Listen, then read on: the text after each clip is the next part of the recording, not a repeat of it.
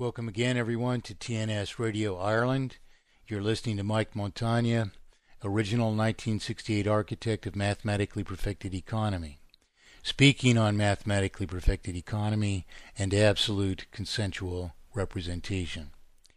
Archives of this program can be downloaded freely at tnsradio.com from the category Mike Montagne and from the domain perfectedeconomy.org.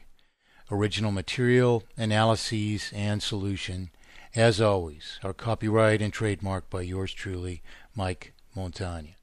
All rights and therefore claims of authority are reserved. Copies of this program can be downloaded and distributed freely only so long as the entirety of this program, including this copyright and trademark notice, remain intact. Good to have you with us again.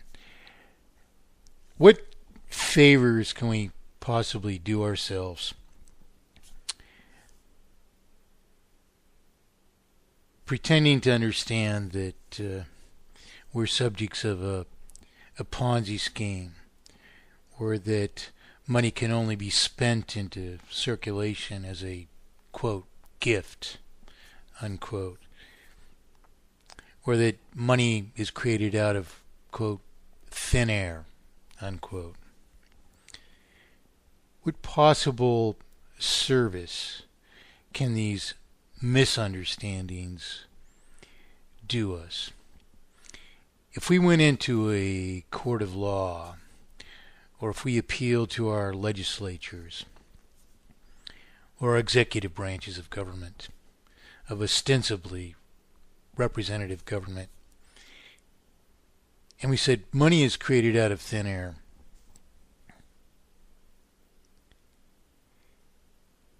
no credible person could ever give scope to our assertion. If they were concerned about our problem, they would have at least to ask, what do you mean, thin air? And of course we might explain further to them.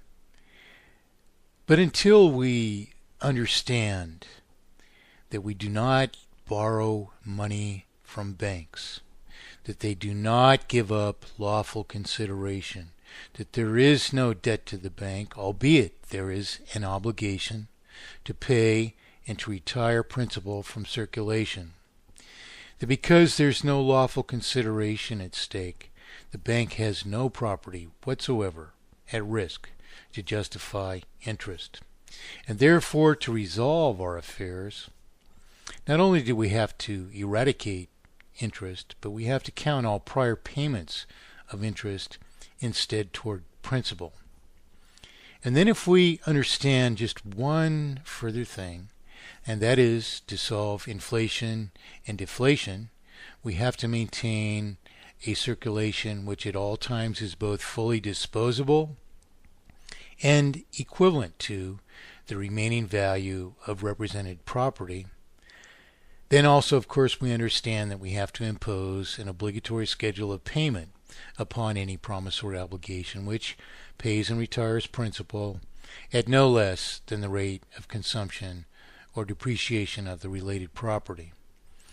So only if we understand this thing instead of a Ponzi scheme, or that money is purportedly created out of thin air, or that money has to be, introduced to circulation as a gift, which of course idea comes from my parable of perfect economy, and existed in that parable as a purposed flaw which allowed me as a teaching vehicle to explain again the differences and the ramifications of restoring our rights to issue promissory obligations to each other, free of exploitation. That spending money into circulation was not only inflationary, you have to pay it out of circulation sooner or later, so you're not eliminating any cost, if you solve inflation and deflation. And of course, these 11th hour advocates who are only imitating my own idea as if it was the idea of Benjamin Franklin, although it's issued from the fictional mouth of Benjamin Franklin in my own words. Although they advocate that, yes, indeed, they could withdraw it from circulation by taxation, of course, that isn't just at all, because in every case where money needs to exist to represent value, those who consume of it, of whatever it represents, that is, are the rightful obligors. So there is no need for such taxation, except that they give it as a 11th hour plus excuse for their misconception that they're borrowing from someone else as if it was their own idea, and that an idea that they're even perfectly confirmed in. So, we are our own worst enemies in all of these cases, and we have to finally come to grips with our issues if we're ever to resolve them. So there were just a handful of things I really wanted to deal with today. I should mention that I have arranged to interview three people who either purport to be Austrian economists or are Austrian economists or are aspiring Austrian economists, so-called. So we're hoping to do those interviews soon. I also have a person who's taken an adversarial position against our Freedom of Information appeal to the Bank of England, whose claims that my ideas don't even have anything to do with economics, who wants to debate mathematically perfected economy with us. So we may have this person, Michael Groves, who you will find at our Freedom of Information appeal at whatdotheyknow.com.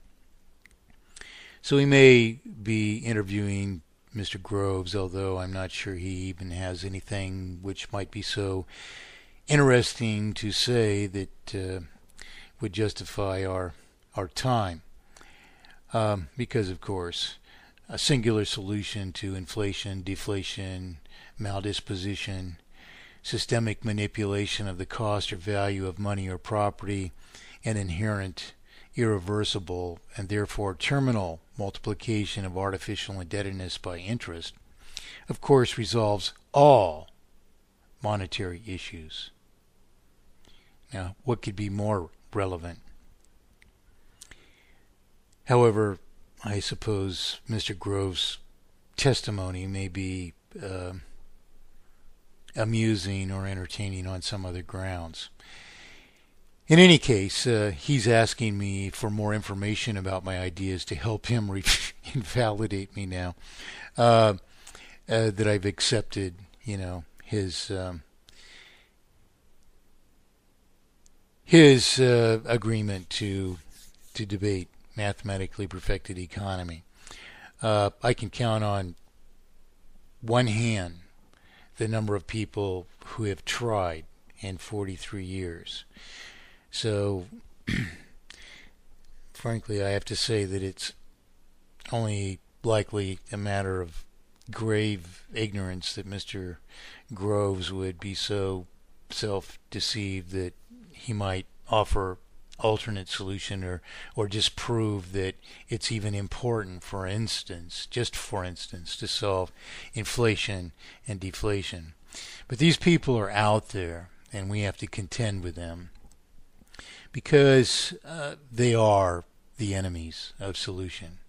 To simply deny that a solution exists, as if you've even studied it when you haven't, given it the least attention, although you might say you have, is not only not credible, it's inimical to every intention of a free and just society.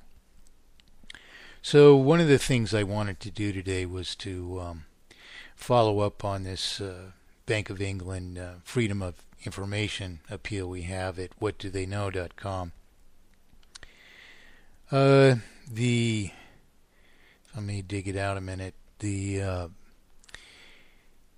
URL again for this page is whatdotheyknow.com/request/demonstrable_facts_a_category, with that being spelled CATEGORI. So this is where this page exists. I'm informed that some people in Europe can't view it. However, I'm able to access it to this day and moment from the United States. We received a further purported reply from the Bank of England. And there have been a few remarks or annotations to the appeal. You can view them at that URL. And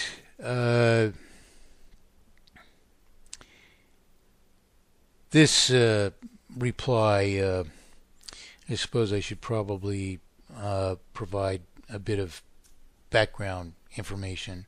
Our original appeal was some 450 words, I believe. It submitted 4 very simple, straightforward questions with some background, why it was important that they'd been receiving some attention in some forums.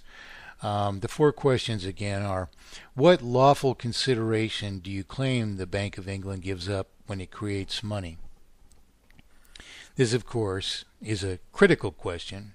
There is no answer. We already know that they can answer the question. So we're not really asking these questions expecting to get an answer, but instead intending to cement the facts of evasion in an historic record, which proves the disposition of the bank, not only to deceive us, but to cover its crimes so much as it may be able to by whatever evasion it may choose at the moment. Now, there of course are other documents we've already produced over many years, in which other central banks of the world have confessed either directly or indirectly that, of course, they do not provide any lawful consideration, which, of course, under common contract law of the United States, for instance, in turn results in a fact that there is no debt to the bank. This does not mean, as I've emphasized, that there isn't an obligation to pay the obligation of a promissory obligation. There indeed is. It's just not the property of the bank because it never gave up lawful consideration. And so this is what's important for us to understand. We can't go to court saying we don't have to pay these debts because there isn't a debt to the bank. We do have to pay them. We contracted to issue a promissory obligation, which is indeed an obligation to pay off a responsibility of some kind. The issue is that the natural life cycle and nature of a promissory obligation are to pay and to retire principal from circulation. So there's no way for it ever to become the property of the banking system. So furthermore, besides its first crime being that the banking system launders the principal into their unrightful possession, the second crime of the banking system is that as if the principal were the possession of the bank, and is as if it